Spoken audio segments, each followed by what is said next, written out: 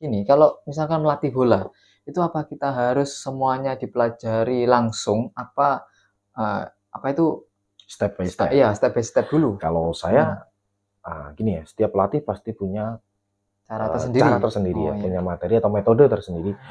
Kalau saya lebih ini, saya selesaikan dulu materi saya. Materi. Misalnya hari kan ada 4 ya, ada Hmm. 4 jadwal, jadi Selasa, Kamis, Sabtu, dan Minggu. Selasa sama Kamis saya fokuskan kemana? Ke fisik atau bagaimana? Kalau Selasa, Kamis saya fokuskan ke fisik, artinya Sabtu, Minggu harus ke teknik. Oh Ya. gitu. Kalau teknik saya ambil mana dulu? Saya ambil passingnya, kontrolnya, atau mungkin cappingnya dulu, atau mungkin tiga-tiganya. Nah, setelah itu, ataukah metodenya, materi dari metodenya kita gabung sekalian. Mulai dari passing, kontrol, capping, kita jadikan satu materi. Atau mungkin kita ambil satu-satu. Itu dengan cara tersendiri masing-masing pelatih. Masing-masing Tapi pelatih. kita harus sebagai pelatih pasti punya target. Si tim ini atau anak ini harus selesai materinya sekitar sekian hari atau sekian pertemuan. Kalau dirasa sudah mampu, oh berarti dia harus dinaikkan levelnya lagi. Karena passing, kontrol, capping akan ada variasinya. Seperti itu ya.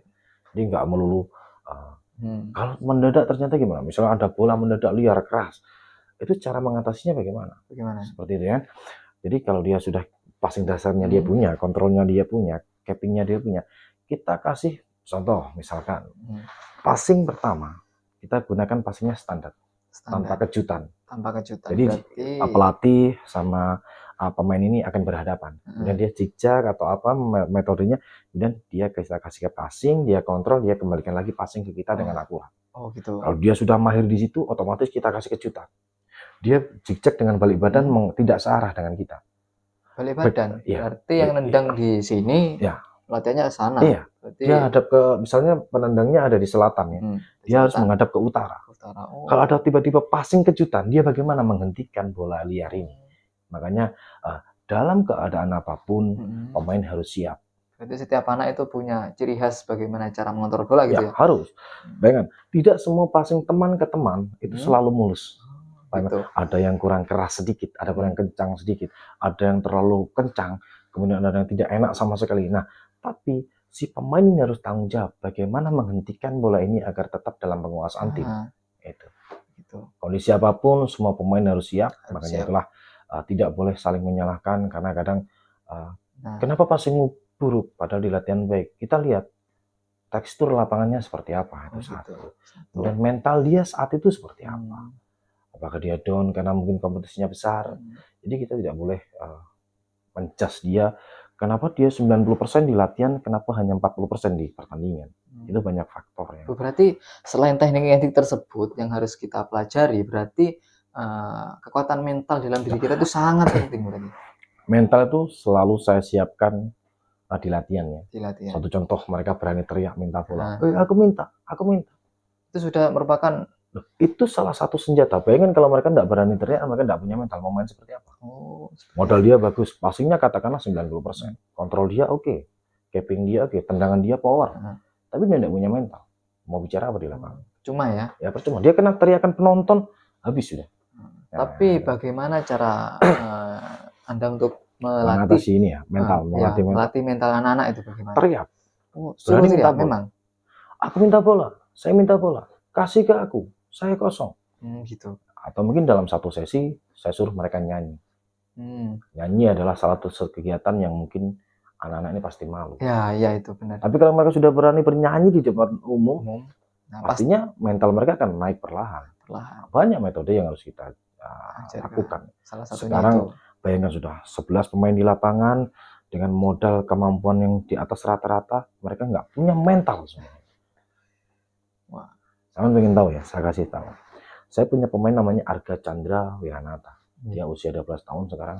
Skill luar biasa, semua orang tahu. SD Bagrujo 3. Dia punya potensi, punya bakat yang memang sudah alami. Saya hanya tinggal poles ketika ketemu dia. Dia usia 3 tahun sudah latihan sama PBR. Hingga sekarang dia usia 12 tahun. Artinya dia punya skill di atas rata-rata. Itu sudah pasti. Tapi yang jadi masalah di dia adalah mental. Salah satu contoh. Ketika dia masuk lapangan, coach, lawannya besar-besar. Artinya, anak ini sudah habis mental sebelum dia tanding. Hasil di lapangan seperti apa sudah bisa Tapi kita apakah pastikan. anak yang seperti itu bisa kita bentuk mentalnya? Harus. Memang bisa ya? Bisa Bisa. kita bentuk dengan cara apa? Dengan cara itu tadi, ketika di latihan kita ajarkan mereka berteriak. Satu contoh, saya punya strategi ya. Si anak ini nggak punya mental, saya kasih game challenge, yang kalah nyanyi. Pasti ketika mentalnya habis, dia nggak mau, izin aku coach, saya malu coach, saya izin. Tapi ketika dia perlahan berani menampakkan suaranya, berani berteriak di muka umum, kan sepak bola pasti ada supporter kan, apalagi kalau kompetisi, wali murid datang dari banyak tim, kemudian teriak, wah pasti grogi tuh pasti kita grogi. Yang main. Nah, ibaratnya grogi sudah. Makanya saya ajarkan mereka, lawan kalian yang paling parah, lawan kalian yang paling berat kalian kalahkan adalah pemain ke-12 mereka, yaitu supporter.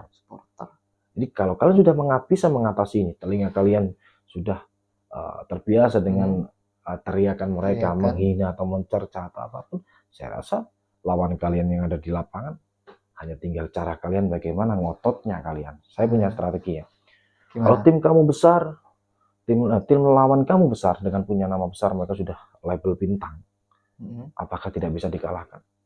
Belum tentu. Sepak bola tidak bisa dihitung di atas kertas sekali lagi. Lalu caranya bagaimana? Ngotot saja, ngeyel saja, tunjukkan kekuatan kalian dengan kengeyelan kalian dengan tetap menjaga sportivitas. Apalagi kita hanya melihat dari gestur tubuh lawan gitu aja.